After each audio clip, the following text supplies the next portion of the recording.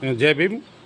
આજે પાલિતાણા નગરપાલિકાના એક તુલસી સખી મંડળનો બહુત ગેરકાયદેસર અને ગેરનીતિ થઈ હોય એવા અમને સમાચાર અને ફોન આવતા કાંતિભાઈ વાળા અને અમે 3-4 મિત્રો પાલિતાણા જે તુલસી સખી મંડળ છે એમની મુલાકાતે ગયેલા અને ત્યાંના જે બહેનો છે જે તુલસી સખી મંડળના પ્રમુખ અને ઉપપ્રમુખ આપ જોઈ રહ્યા છો, એમણે જે અમને એલિગેશન કર્યા અને અમને જે વાત કરી એ જોઈને અમને થોડું અજુગતું લાગ્યું કે ભાઈ આવું કેમ કે જે આ સખી મંડળની સ્થાપના થઈ 2008માં ત્યારથી આજ સુધી કોઈ રજિસ્ટર નહીં, કોઈ પણ પ્રકારના કાર્ડ નહીં, કોઈ પણ પ્રકારના કોઈ ઠરાવ નહીં અને માત્ર ને માત્ર પ્રમુખ અને ઉપપ્રમુખની બંનેની કોરા ચેકમાં સહી લઈને જે કાંઈ નાણાંનું ટ્રાન્ઝેક્શન થયું કે જે કાંઈ બેંકની સાથે વહીવટો થયા એમાં આ લોકોને કોઈ પણ ખબર જ નથી અને આ લોકો અજાણ છે। એટલે હવે આપણે એમને પૂછીએ અને અમારી સાથે જે રાષ્ટ્રીય ક્રાંતિ સંઘર્ષ સેનાના રાષ્ટ્રીય અધ્યક્ષ શ્રી કાંતિભાઈ વાળા છે, એમને આ અવારનવાર ફરિયાદો થઈ અને સમાજ લેવલે એમની આગેવાની નીચે અમે આજે પાલિતાણા આવ્યા હતા। આપણે કાંતિભાઈને જ પૂછીએ કે આ શું આખી ઘટના છે। કાંતિભાઈ વાળા। આજે જય ભીમ નમો બધાય, હું કાંતિવાળા। આ જે ઠરાવ છે એ 30/4/2008નો છે। આ સખી મંડળનો ઠરાવ છે, નગરપાલિકા સંચાલિત સખી મંડળ। આ સખી મંડળના પ્રમુખ બેનજી છે, હું નામ બેન તમારું? અંજુબેનની અને તેમજ મારા એક સંબંધી ગોવિંદભાઈ વાળા, આ બધા સભ્યો છે, ઉપપ્રમુખ પણ છે। હવે એમનું કહેવું એવું છે, પહેલાં પ્રથમ ફરિયાદીને એવી હતી કે ભાઈ અમને સફાઈ કામદારમાંથી કાઢી નાખ્યા છે, અમને કામે આવવાની કોઈ કોન્ટ્રાક્ટરે ના પડી છે નગરપાલિકા દ્વારા। એટલે મેં કીધું ભાઈ કામગીરીમાંથી કાઢી નાખ્યા એવું ન ચાલે, પણ હું રૂબરૂ આવી અને તમને મળું। પણ રૂબરૂ મળ્યા પછી જે અમને ખબર પડી કે આ લોકો પોતે પ્રમુખ છે, નગરપાલિકા એક ઠરાવ કર્યો 2008માં, ઠરાવ નંબર છે 6/8/2009 બરાબર। આ ઠરાવ એવું કહે છે કે આ સખી મંડળ છે, સખી મંડળ થ્રુ ટેનર નાખી અને એની અંદર દર વર્ષે 8 લાખ રૂપિયા આપવા એવો ઠરાવમાં લખેલું છે। અને આ આખા પાલિતાણાને સફાઈ એટલે સાફ રાખવું જેમ સરકારના અભિયાન હોય તેમ, પણ આ પ્રમુખને આજ દિન સુધી ખબર નથી કે આની અંદર કેટલા પૈસા પેમેન્ટ આવ્યું છે। નગરપાલિકા સંચાલિત જે તે સભ્યના અધિકારીઓ પ્રમુખો કેવી ગેરરીતિ કરી છે, શું કર્યું છે। ફક્ત કોરા શેક, તમારી પાસે કોરા શેકમાં સહી લેવાની, ફક્ત કોરા શેકમાં સહી લઈ અને આ બધું આ દાંડક હાલતું હતું। આજે અમને ખબર પડી છે, અમે પૂરેપૂરી તપાસ કરશું।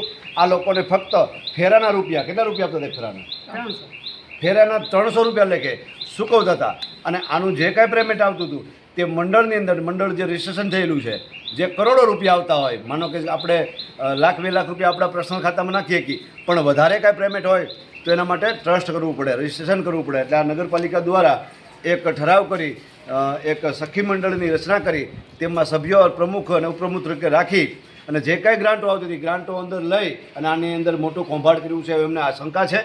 આ બાબતે અમે ટૂંક સમયની આરટીઆઈ કરશું અને આ લોકો જે હાલ પીડિત છે, જેને અન્યાય થયો છે, કે જેને કામ ઉપરથી કાઢી મૂકવામાં, એની જે રોજમદાર છે, રોજી છે, એ બંધ કરી દેવામાં આવે। હવે આ લોકો શું કરે?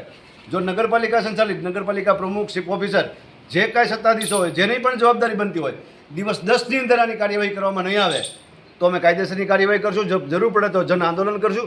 પાલિતાણાના તમામ રોજમદાર જે કાંઈ મજૂરી કામ જતા હોય, સફાઈ કામ કરવા જતા હોય, તે તમામને આ વિડીયોના માધ્યમથી ફક્ત 10 દિવસ, માનો કે આજે તારીખ છે 3 તારીખ છે, એટલે આવતી 12-13 તારીખ સુધીમાં જો આ કાર્યવાહી કરવામાં નહીં આવે તો આ બાબતે જન આંદોલન કરશું અને આ તંત્રને આંખ જગાડશું। તંત્રે જે કાંઈ આમાં ગેરરીતિ કરી છે એને એક સજા પડશે, ગુનો દાખલ થશે અને બધું થશે। એમના માનતા કારણે મૂકી દઈએ એમ અમે અમારી સમાજ પાછળ અમે કાર્યકરો હવે હર હંમેશા ઊભા હોય છે। એટલે ઠેઠ અમરેલીથી પાલિતાણા ધક્કો થયો છે, ગુજરાતના કોઈ પણ ખૂણે હોય અમે જઈએ છીએ, કામ કરીએ છીએ। તમે પણ છેતી જાજો ખોટું કરતાં પહેલાં। જય ભીમ નમો બધાય, કાંતિવાળા।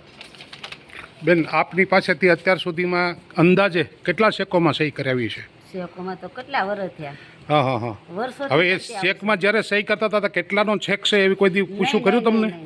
પછી પૈસા ઉપાડીને કે બેંકમાંથી તમને ક્યારેય નોટિસ આવી, તમને કોઈ દી પૂછ્યું છે કે તમારો વહીવટ? બરાબર, આ રીતે એક ગેરનીતિ થઈ છે।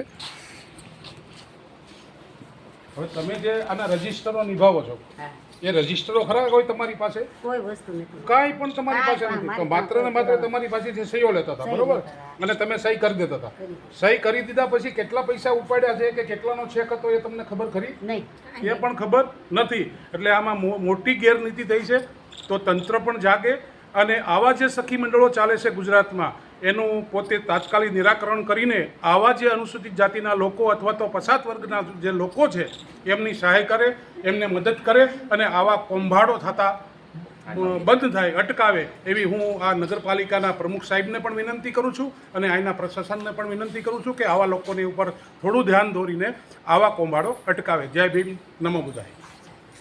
તમારે કાંઈ કેવું છે? કાંઈ કહેવાનું નથી શું અન્યાય થયો તમારી સાથે? આ અન્યાય તો આ જો ને અમને ઉતારી નાખ્યા અન્યાય જ છે ને ચોખ્ખો બધાએ બોલો ભાડે ગોવિંદભાઈ. હા બરાબર છે ને અમારે તો હું અમે તો અહીંના નાગરિક એટલે અમને તો એમ નહીં બીજા રાખવા જ પડે પરદેશના માણસો રહે અને ને અમે બહારના અહીંયા આવે હા ભાઈ અમારે ક્યાં જવું જય ભીમ, શું કેવું નમો તમારું? બુદ્ધાય. પાલીતાણાથી પરેશભાઈ રાઠોડ. કેટલાય વર્ષોથી કામ કરતા હતા.